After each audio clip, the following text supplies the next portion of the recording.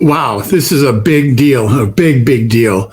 We have the House Committee on Oversight and Accountability. We have now a letter from Grassley and Chairman Comer directly to Christopher Wray, demanding that they are able to get documents specifically related to activities by Joe Biden when he was vice president. Let me just read this thing to you. This is the letter right in front of you. It came from, Chuck Grassley, Senator Chuck Grassley, and Representative James Comer, who's chairman of the Committee on Oversight and Accountability. And it says, Dear Attorney General Garland and Director Wray, we've received legally protected and highly credible unclassified whistleblower disclosures.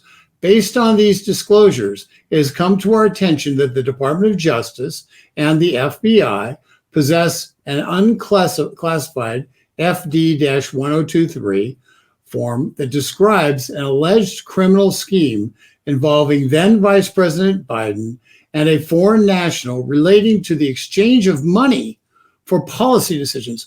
An exchange of money for policy decisions.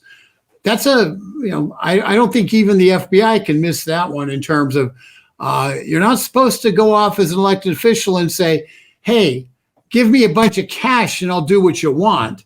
That is one, and under any circumstance, an impeachable offense. It has been alleged that the document includes a precise description of how the alleged criminal scheme was employed as well as its purpose. This is why this matters, and I see it's kind of messing up on the screen, so I'm going to try to do something about that. But this is why this matters, and it's really important. It matters because what you have is a direct form. They're not saying we want you to look around and find something. This whistleblower said, this is the exact form that was filled out on this case.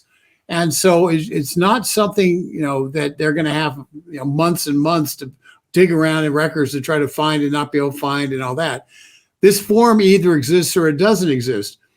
My bet is that the committee has the form from the whistleblower, and as a result, they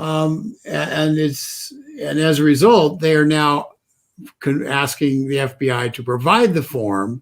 And since Wray doesn't know whether they have the form or not, but probably suspects they do, he'll be really compelled to come up with the form, and that provides and that form will be put into the public domain. It is not quote, not a classified document. So what we have here is a direct allegation of a criminal offense by the former vice president, current president of the United States, in a pay-for-play scheme. Let me tell you one of the things that, and I'll just go forward with this because what also comes out in this is you have, when you go down in the Twitter file that's here, you find that there's a subpoena, the actual copy of the subpoena, which creates and the subpoena specifically refers to that exact form. So let's just be clear. This is a subpoena of Christopher Wray saying you have to deliver these documents, this document that you have, and provide it to the committee. It is not a demand that Christopher Wray testify at this point. It is a demand that he provide the document. This matters because Christopher Wray has proven himself, and the FBI under his leadership have proven themselves to be more than willing to bury documents and bury laptops from the public, to be involved at some level through their communications with social media companies in attempts to bury the Hunter Biden laptop, which has other incriminating information on it, which they had in 2019 and chose not to sit on and not do anything with it.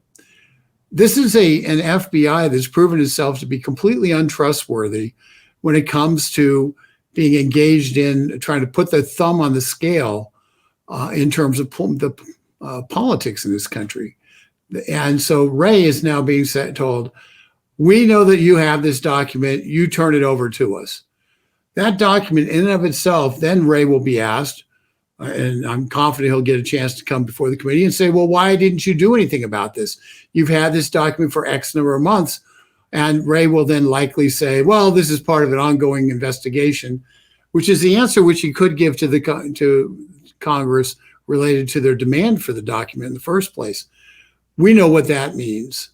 We know that part of an ongoing investigation means we've been sitting on this. We're not doing anything about it.